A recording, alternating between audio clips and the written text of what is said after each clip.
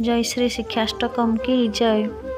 श्री कृष्ण चैतन्य महाप्रभु विरचित चेतदर्पण मार्जनं भव महादावाग्नि निर्वापण श्रेय कैरवचन्द्रिका वितरणं विद्यावधू जीवनम् आनन्दं बुद्धिवर्धनं प्रतिपदं पुन्नामृत स्वादनम् सर्वात्मा स्नापनं परं विजयते श्रीकृष्ण संकीर्तनम् नाम नामकारी बहुधा निज सर्वशक्ति तत्तार्पिता नियमिता स्मरणेन कालः एतादृशी तव कृपा भगवन् ममापि दुर्दैव मे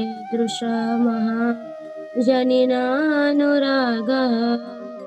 तृणादोऽपि सुनीचेन तरोरोऽपि सहिष्णुना अमानीनामानदेन कीर्तनीया सदा हरि न धनं न जनं न सुन्दरी कवितं वा जगदीश कामये मम जन्मनि जन्मनीश्वरे भवताद्भक्ति ऐतकी त्वयि अयि नन्दतनुज किङ्करं पतितं मा विषमे भवाम्बदौ कृपया तव पादपङ्कजस्थित धूलिसदृश विचिन्तयो नयनङ्गलदृशुधारया वदनं गद्गदहृदया गिरा पुलकौलिर्विजितं वपु सदा तव नाम ग्रहणे भविष्यति युगायितं निमिषेण चक्षुषा प्रभुषायितं सुनायितं जगत्सर्व गोविन्दाविरहेण मे अश्लीसा वा पादरतं विनष्टु मां मदशनमतं करोतु वा तथा तथा वा विद्यातलं पटो मत्प्रणनाथस्तु सर्वनापर नमो महावदानाय कृष्ण प्रेम प्रदायते कृष्णाय कृष्ण चैतन्य नाम्ने गौरातिशे नमो नमः हरे कृष्ण कृष्ण कृष्ण हरे हरे हरे राम राम राम हरे हरे। जगद्गुरु श्रील प्रभुपाद की जय। चैतन्य महाप्रभु नित्यानंद प्रभु की जय। जय चैतन्य महाप्रभुंकर सेनापति भक्त श्री श्री श्री श्रीमद इस्कन फाउंडाचार्य अभय चरण अरविंद भक्तिवेदांत स्वामी प्रभुपाद पाद पद्म दंडवत। तो भगवान से विषय वर्णना कर तो जे मर्त्य लोकरे लोकगण ब्रह्महत्या गोहत्या पाप पर द्रव्य आदि हरण प्रभृति गुहित कर्म द्वारा नरक गमन करते जो द्वारा सेमाने नरक गति किपरि रक्षा पाइबे तार आमको यथायथ भाव उपदेश प्रदान करते। अनायास साध्य कौन कार्य आउ अच्छी कि आपण ता विषय वर्णना कर। तो पुलस्त ऋषि कहले हे महाभाग तुम्हें गोटे गोपनीय उत्तम विषय प्रश्न करिछ यार उत्तर ब्रह्मा इंद्र केही कहा निकट व्यक्त करना एकमात्र मु तुम निकट प्रकाश करुछि। ब्रह्मा इंद्र कहया उद्देश्य होउछि जे ब्रह्मा होउचंती सृष्टिर कर्ता एवं इंद्र होउचंती ए सृष्टिर राजा। तेणु छोट माने सुष्ट जीव पाखरु आरंभ करी राजा पर्यंत ए कथा केही का पाखरे व्यक्त करि नाहंती। तेणु मु तुमत्रारे एही व्रतर कथा कहूँ जे माघ मास उपस्थित हेले ଶୁଚି ଶୋଚେନ୍ଦ୍ରିୟ କାମ କ୍ରୋଧ ଅହଙ୍କାର ଲୋଭ ପଶୁ ବୃତ୍ତିରୁ ବର୍ଜିତ କରି ଶ୍ରୀହରିଙ୍କ ପାଦ ପଦ୍ମରେ ସ୍ମରଣ କରି ସ୍ନାନ ପୂର୍ବକ ଜଳ ଦ୍ୱାରା ପଦ ପ୍ରକ୍ଷାଳନ କରିବେ। ତ ଏଇଠି କୁହାଯାଇଛି ଯେ ସକାଳେ ଆମର ଯୋଉ ଶୌଚାଦି କର୍ମ ଆଦି ଅଛି ସେ କର୍ମ ସବୁ ସୁନ୍ଦର ଭାବରେ ସମସ୍ତେ କରିବେ। କଲା ପରେ ମଙ୍ଗଳ ଆରତୀ କରିବେ। ମଙ୍ଗଳ ଆରତୀ ପୂର୍ବକ ସମସ୍ତେ ଭଗବାନଙ୍କର ଦିବ୍ୟ ପବିତ୍ର ନାମ ଜପ ଯେମିତି ଯାହା କରୁଛନ୍ତି କରିବେ। ତାପରେ ଭଗବାନଙ୍କ ପୁରା ଦିନ ସାରା ଦିନ ଯାକ ଗୀତା ଭାଗବତ ଆଦି ପଢିବେ, ସାଧୁ ସଙ୍ଗ କରିବେ। ତ ଅଧିକରୁ ଅଧିକ ଯେତିକି କରିବେ ଏବଂ ଆଜି ରାତ୍ରି ଜାଗରଣର ବିଶେଷ ବିଧି ଅଛି ଏକାଦଶୀରେ, ତେଣୁ ଯିଏ ଯେମିତି କରିବେ ସେଇ ଅନୁସାରେ ଫଳ ପାଇବେ ଯାହା ବି ହଉ। ତ ବିଶେଷ କଥା ହଉଛି ଯେ ଆମେ ସବୁବେଳେ ଭଗବାନଙ୍କର ଭଜନ କରୁଛନ୍ତି, ତେଣୁ ଆମେ ସବୁବେଳେ ଚିନ୍ତା କରିବା ଦରକାର ଯେ ଭଗବାନଙ୍କର ଭଜନ କରୁଛନ୍ତି, ଆମେ ଭଗବାନଙ୍କର ପ୍ରିୟ ହଉଛନ୍ତି ବା ପ୍ରିୟ ହବା ପାଇଁ ଚେଷ୍ଟା କରୁଛନ୍ତି, କିନ୍ତୁ ଭଗବାନ ଆମକୁ ଭଲ ପାଇବା ଦରକାର। କଣ କଲେ ଭଗବାନ ଆମକୁ ଭଲ ପାଇବେ? ତ ଶାସ୍ତ୍ରରେ ଗୂଢ ରହସ୍ୟ ବହୁତ ଘୁରି ଘୁରି ବର୍ଣ୍ଣନା କରାଯାଇଛି ଯେ କେବଳ ଏକାଦଶୀ ତିଥି ଏକାଦଶୀ ବ୍ରତ ପାଳନ କଲେ କୃଷ୍ଣ ବସତି ବସତି ବୋଲି ପରମ ଆଦରେ ପରି। ଭଗବାନ ଏତେ ବଶ ହେଇଯାଆନ୍ତି ଏକାଦଶୀ ବ୍ରତ ପାଳନ କଲେ, ସେ ନିଜକୁ ନିଜେ ଆଉ କଣ୍ଟ୍ରୋଲ କରିପାରନ୍ତିନି। ଏଇ ଜୀବକୁ ମାନେ ବନ୍ଦେଇବା ପାଇଁ ଧୂପ ଦୀପ ମାଙ୍ଗଲ୍ୟ ବସ୍ତୁ ସବୁ ଧରିକି ଭଗବାନ ନିଜେ ଚାଲି ଆସନ୍ତି, ଆସିକି ବନ୍ଦିକି ତାକୁ ନିଅନ୍ତି। ତେଣୁକରି ଏ ବ୍ରତ ଏତେ ମାନେ ଉତ୍ତମ, ଅତି ଉତ୍ତମ ଏକାଦଶୀ ବ୍ରତ। ତ ଏକାଦଶୀ ବ୍ରତ କଲେ ଜନ୍ମ ଜନ୍ମର ସମସ୍ତ ପାପ ନଷ୍ଟ ହବା ସଙ୍ଗେ ସଙ୍ଗେ ଭଗବାନଙ୍କର ଅତି ପ୍ରିୟ ବା ନିଜର ହେଇଯାଆନ୍ତି। ଭଗବାନ ତାକୁ କେତେବେଳେ ତ୍ୟାଗ କରିପାରିବେ ନାହିଁ। ତେଣୁ ସେଥିପାଇଁ ସମସ୍ତେ ଏକାଦଶୀ ବ୍ରତ ଆଦି କରିବା ଦରକାର। ତା ସାଙ୍ଗରେ କିଛି ଦାନ ଧ୍ୟାନ ଅନ୍ନ ଦାନ ଆଦି ଆମେ କରନ୍ତି ମାନେ ଆମ ଜୀବନ ଯାତ୍ରା ପ୍ରଣାଳୀ ଭିତରେ। କିନ୍ତୁ ଜଣେ ବ୍ରାହ୍ମଣୀ ଥିଲେ, ତ ସେ ବ୍ରାହ୍ମଣୀ ବହୁତ ନୈଷ୍ଠିକ ବ୍ରାହ୍ମଣୀ, ଦେବା ଦେବୀ ଆଦି ପୂଜା କରନ୍ତି ଏବଂ ଯାହା କିଛି ଭିକ୍ଷା କରନ୍ତି ସେଥିରେ କିଛି ବ୍ରାହ୍ମଣ ବୈଷ୍ଣବ ଜୀବଙ୍କୁ କିଛି ଦାନ ଧ୍ୟାନ କରନ୍ତି। କିନ୍ତୁ ସନ୍ତୁଷ୍ଟ କରି କାହାକୁ କେତେବେଳେ ସାଧୁ ଗୁରୁ ବୈଷ୍ଣବଙ୍କ ଚରଣରେ କେତେବେଳେ ସିଏ କାହାକୁ ପ୍ରସାଦ ଦେଇନାହାନ୍ତି। କେତେବେଳେ ମାନେ ସନ୍ତୁଷ୍ଟ ପୂର୍ବକ ପ୍ରସାଦ କେତେବେଳେ କାହାକୁ ସାଧୁ ଗୁରୁ ବୈଷ୍ଣବ ଇତ୍ୟାଦି ଯାହାକୁ ଯାହାକୁ ଦାନ କରନ୍ତି କେତେବେଳେ କେହି ଦେଇନାହାନ୍ତି। ଦାନ ଧ୍ୟାନ ଆଦି ବହୁତ କରିଛନ୍ତି, ଭଗବାନଙ୍କର ଜପ ତପ ଆଦି ବହୁତ କରିଛନ୍ତି। ତ ତାଙ୍କର ମାନେ ଏତେ ତପସ୍ୟା କରି କରି ତାଙ୍କ ଶରୀର ପୁରା ଏକବାରେ ନିଷ୍କ୍ରିୟ ହେଇଯାଏ।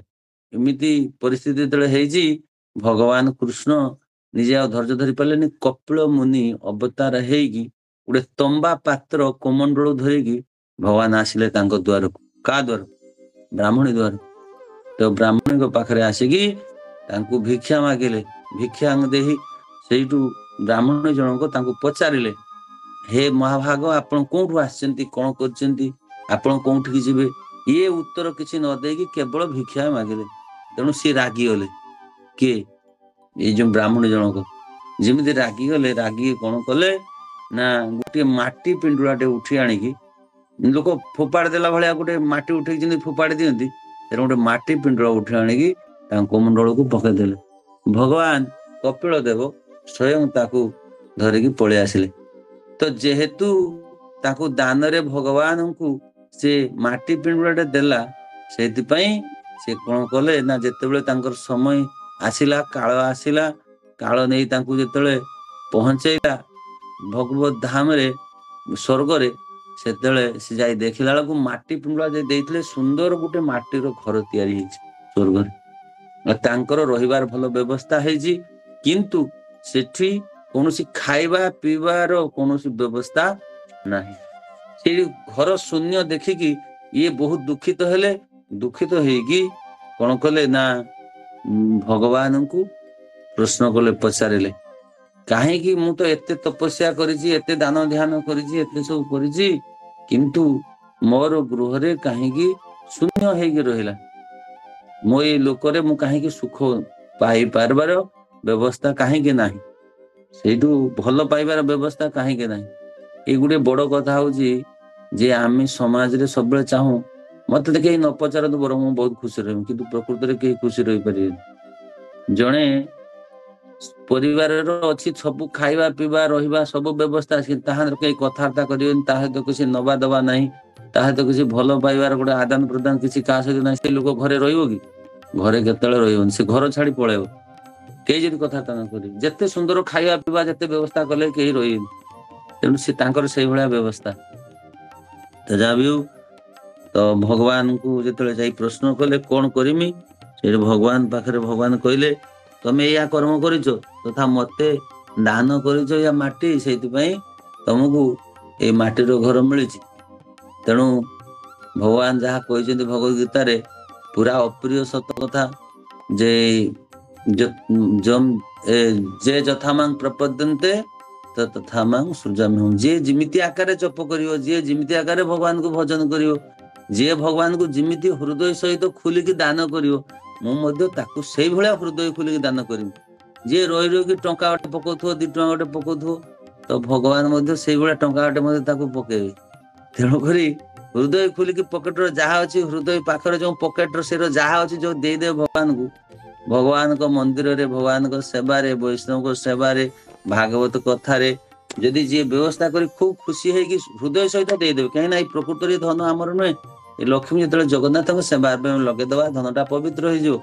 भगवान परम तृप्त हो तुमको अनेक अनेक धन प्राप्त देवे कौटा को अभाव करेंगे तेणु से कौन कहले ना कहले जे तुम ये कर्म कर तेणु कर्म अनुसार तुम यही फल पाइब तेणुक तुम्हें से घरे रुह से सी अन्य विनय करी जिते तार भूल हो जानी पाइले अनुसूचना पूर्वक भगवान को चरण रे पड़ी प्रार्थना कले हे प्रभु जदि मोर किसी भूल हो जाइए मोर भूल दुटी अपराध क्षमा करी मते यार विकल्प व्यवस्था कहतु जे कौन कले आपतमेठी सुखर रही जदि सुखर रही चाहूच धन धान्य घर में सब परिपूर्ण होगापाई चाहूच ताहले तुम गोटे काम कर तमे स्वर्ग रु स्वदेह आस माने स्वर्ग रे शरीर मृत्यु हैनी ये स्वर्ग चर्म मलमूत्र शरीर यही शरीर रे से साधन करी साधन सिद्धि है ये स्व शरीर रे सी आछंती स्वर्ग तो तमे जदि स्व शरीर स्वर्ग को आसछ यही वार्ता जिते स्वर्ग रे समस्ते जानी पारिबे एटू समस्ते तुम दर्शन करिया पई आसीबे तो दर्शन करते आसिले तुमको तुम्हें कवाट बंद कर रखियो तुम्हें भितरु कहबो जे जदि मते के दर्शन करिया पई आपण माने चाहुचंती ताहाले मु गुटिए शर्त रे आपण को दर्शन देबी से शर्त कोन ना ई माघ मास रे कृष्ण पक्षरे सठतेला एकादशी रो पुण्य फल जदि मते कही प्रदान करिवे ताहाले मु एडा को ग्रहण करिबी यही कपाट खोली आपण मान को दर्शन देवी तो से भाया कले समस्ते आसी जिते स्वर्ग रु पहुंचले शुणिले जे जड़े स्वदेह जड़े ब्राह्मणी मर्त्य लोक स्वर्ग को आस किमितिका केते पुण्यवती से चालू तांको दर्शन करवा यही अभिलाषा नहीं समस्ते जो आसी आसी जिते पहुंची द्वार रे सी कौन कर ना कवाट बंद कर रखछंती तो कवाट बंद कर रखिया परे से तांको कहले जे मते ए भलिया जे एकादशी रो जो व्रतर फल मते प्रदान करंतु तो मु आपण मानकू ए कवाट खुली दर्शन देमी सेटू से माने सब चिंता कले दबार किछ असुविधा नहीं तो एकादशी व्रतर फल एमाने चलुर हाथ नहीं हाथ रे चलुरे पानी नहीं से माने कौन कले ना तो प्रतिज्ञा कले तो प्रतिज्ञा करी जेतले दे देले सेतले संगे संगे दरवाजा खोलले दर्शन कले प्रति प्रणाम मध्य कले तो कला परे संगे संगे तांकर घर जो थिला खाली घर तो खाली घर सबु धन धान्य रे सब किछि परिपूर्ण हो गला तो यही एकादशी व्रतर विशेष महात्म्य या तो ये एकादशी व्रत पालन करी द्वादशी दिन आप तो ब्राह्मण भोजन दवा निश्चित दरकार। तो ब्राह्मण मान आम सांगे अच्छी तथा जो मान पाखर किए भक्त थे भी से मध्य समस्ते ब्राह्मण तो जाओ समस्ते जे भी हो जड़े दी जन को क्या वैष्णव मान को ब्राह्मण मान को डाकिकी भोजन दवा दरकार। हरि बोल। बहुत बहुत धन्यवाद प्रभु जी। जय हिज कृष्ण नारायण गौरदास प्रभु जी की जय।